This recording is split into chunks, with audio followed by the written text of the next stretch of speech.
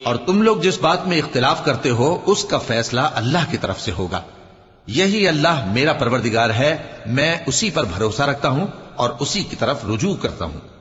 وہی ہے آسمانوں اور زمین کا پیدا کرنے والا.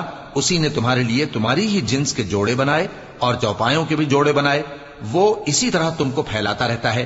اس جیسی تو کوئی چیز نہیں، اور وہ سنتا ہے، دیکھتا ہے. آسمانوں اور زمین کی کنجیاں اسی کے پاس ہیں. وہ جس کے لیے چاہتا ہے رزق فراخ کر دیتا ہے اور جس کے لیے چاہتا ہے تنگ کر دیتا ہے. بے شک وہ ہر چیز سے واقف ہے. اس نے تمہارے لیے دین کا وہی رستہ مقرر کیا جس کے اختیار کرنے کا نوح کو حکم دیا تھا، اور جس کی اے نبی ہم نے تمہاری طرف وہی بھیجی ہے، اور جس کا ابراہیم اور موسیٰ اور عیسیٰ کو حکم دیا تھا. وہ یہ کہ دین کو قائم رکھنا اور اس میں پھوٹ نہ ڈالنا. جس چیز کی طرف تم مشرکوں کو بلاتے ہو وہ ان کو ناگوار گزرتی ہے. اللہ جس کو چاہتا ہے اپنی بارگاہ میں برگزیدہ کر لیتا ہے، اور جو اس کی طرف رجوع کرے اسے اپنی طرف کے رستے پر چلا دیتا ہے. اور وہ لوگ جو الگ الگ ہو گئے تو علم حق آ چکنے کے بعد آپس کی ضد سے ہوئے.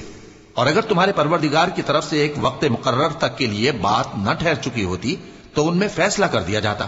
اور جو لوگ ان کے بعد اللہ کی کتاب کے وارث ہوئے وہ اس کی طرف سے بڑے بھاری شک میں ہیں.